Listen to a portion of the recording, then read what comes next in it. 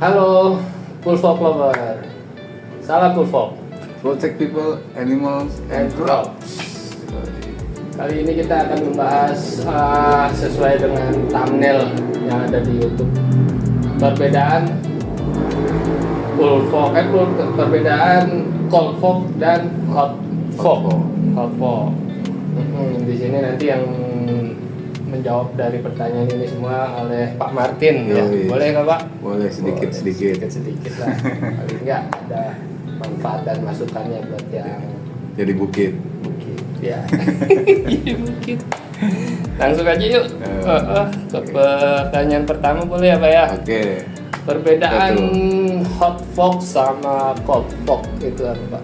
Perbedaan hot fog dan cold fog. Cold fog. Cold fog itu perbedaannya lebih kepada teknologi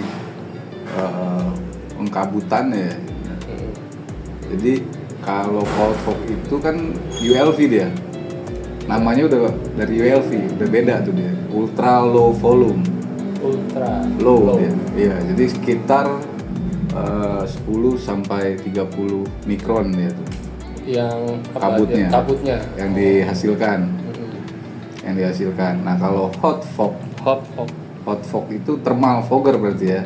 Panas yang kita bilang kok ada hot berarti ada cold juga dong gitu. Iya. Ya kan? Nah, hotnya ini kabutnya itu pengkabutannya di 30 sampai 50 mikron lah. Lebih besar lagi dari itu. Yang dikeluarkan juga dari hot fog ini dihasilkan dari tenaga dari panas ya. Dari panas dihasilkan jadi kabut. Nah, kalau cold fog tidak menggunakan panas dia, tekanan udara dia, tekanan angin untuk memecah kabutnya gitu, sehingga mikron-mikronnya lebih kecil lagi. Berarti tadi ya ukurannya beda ya Pak ya, yang cold fog lebih kecil mikronnya, sedangkan hot itu lebih besar. Agak lebih besar ya. Untuk ini konsumsi energi dari cold sama hot ini kira-kira yang paling hemat yang mana nih? Yang paling hemat? Paling hemat sih so-so ya Pak ya. Tergantung kebutuhan ya. Betul. Kalau hemat sih hemat dua-duanya, apalagi teknologi dari Pulfok ini ya. Itu sudah mempertimbangkan untuk efisiensi penggunaan bahan bakar gitu. Jadi hemat sih ya dua-duanya. Oke, pertanyaan selanjutnya Pak Martin. Ini kedua alat ini, hot dan cold ini bisa digunakan di tempat atau area yang sama nggak? Atau memang dia ada tempat yang berbeda penggunaannya? Wah, pertanyaan menarik nih. Bagus nih. Sebenarnya itu yang membuat keliruan orang kali ya. Bisa nggak sih dipakai di sini gitu? Yang hot di dalam, yang cold di luar gitu. Sebenarnya bisa-bisa aja, sah-sah aja, tapi tergantung kebutuhan. Itu dia tadi. Umumnya banyaknya cold fog digunakan di dalam ruangan indoor gitu. Nah, secara penggunaannya dia lebih kalau penggunaan ULV itu cold fog kita semprotkannya kan dari atas tuh Pak. Kita ngarahin ke atas. Mengaplikasikannya ke atas gitu arahnya gitu. Belalainya itu. Ya kan. Ujungnya sehingga dia turun ke bawah kabutnya. Gitu. Nah, kalau kita pakai di asap di dalam ruangan, dia kan kemana tuh asap larinya? Mungkin ke sela-sela gitu ya kan. Ini yang hot nih. Ini yang hot, kalau yang hot gitu. Makanya lebih merekomendasikannya ketika hot fog digunakan di luar ruangan. Lebih mudah dikontrol gitu untuk pengkabutannya, partikel-partikelnya juga lebih banyak menyebar lah gitu. Kalau di dalam ruangan kan di situ aja kita susah kontrol, tapi bisa juga hot fog di dalam ruangan, contohnya untuk disinfeksi gudang lah misalnya gudang apa kayak yang sulit dijangkau karena banyak celah-celah gitu, kayak gudang kentang atau gudang buah-buahan yang kemarin tuh ada tembakau apa sih namanya kalau buat rokok cengkeh gitu kan. Mereka ada jamur segala macam, ada mungkin penyimpanannya banyak rongga-rongga, akhirnya perlu di fogging. Ini nggak masalah juga di gudang dengan pengasapan hot fog gitu. Tapi umumnya kalau hanya untuk maintenance bisa dilakukannya lebih baik untuk dalam ruangan ya yang cold fog, ULV. Nah, kalau yang hot fog lebih banyak dipakai di luar ruangan seperti di perkebunan, di hunian RT/RW kan biasanya tuh ya gitu. Jangkauannya juga lebih luas ya. Nah kalau di rumah sakit misalkan ya kita pakai area luarnya hotel, area luarnya untuk hot fog. Untuk area dalamnya tetap kita aplikasi ini pakai ULV gitu.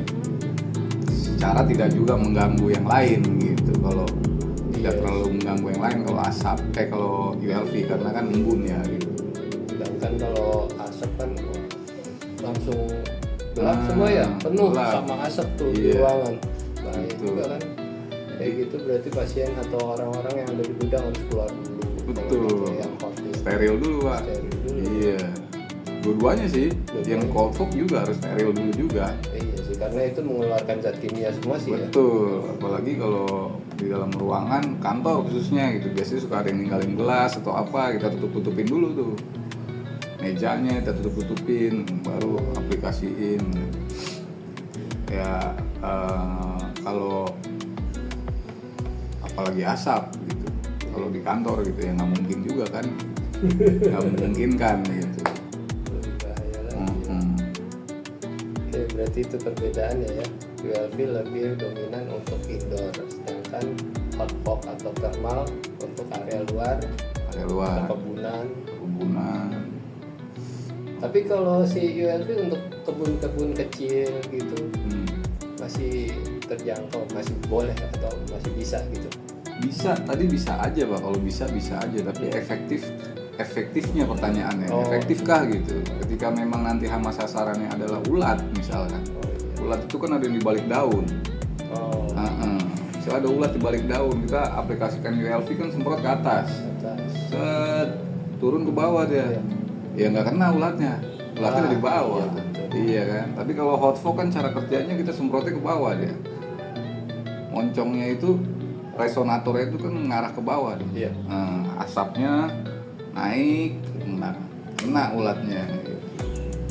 Yang ada di bawah-bawah, yang ada di selip-selipan tuh masuk kena asap gitu. Berarti memang udah diperhitungkan semua ya. Betul. Teknologi itu ya. Oke. Pertanyaan selanjutnya untuk Pak Martin. Yoi. Ini tipsnya Pak untuk memilih antara dua itu bagaimana Pak? Tips memilih ya. Kalau umpama saya pengguna, saya akan lihat tuh penggunaannya untuk apa dulu. Gitu. Kalau emang penggunaannya tadi kembali lagi kalau penggunaannya lebih ke indoor, maka saya akan pilih cold fog gitu. Dengan keterbatasan controlling yang bisa dikontrol gitu. Nah kalau dibutuhkan di area luar ya pilih hot fog.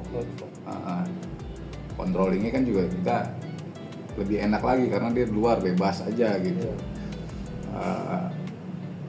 Lebih area luar udah jelas lebih butuh apa? Daya yang lebih besar. Lebih besar juga dayanya, lebih besar penyebarannya gitu, pengaplikasiannya. Kalau cold fog mungkin ya di situ aja itu jatuh kan, kita semprot ke atas itu. Tapi kalau hot fog kan dia begitu kita aplikasikan dia nyebar gitu. Jadi untuk jangkauan area luas hot fog lebih baik. Jadi kita harus perhatikan dulu kebutuhannya untuk apa, iya. Hama sasarannya apa. Dan akhirnya karena kita sudah melihat hama sasarannya, kegunaannya untuk apa, tempatnya di mana itu, berharapnya tepat sasaran ya dan tepat guna jadi gitu. Oke. Ada sedikit Sama, pertanyaan. sorry Pak, Apa tuh? lihat dulu anggarannya ada berapa. Itu. Karena nggak jauh sih, beda-beda tipis. Beda gitu. tipis ya. Apalagi kalau hot fork kita punya dari Pulsefok K10 SP. Yang inovasi baru kita ada K10 SP elektrik. Elektrik. Ada yang manual, ada yang elektrik. Tinggal pilih sesuai kebutuhan. Ya. Kalau sekarang sih udah mulai banyak yang pilih elektrik nih, lebih mudah gitu ya. Kalau ada kurang-kurang dikit dan penggunaannya buat di indoor, bisa pilih ULV.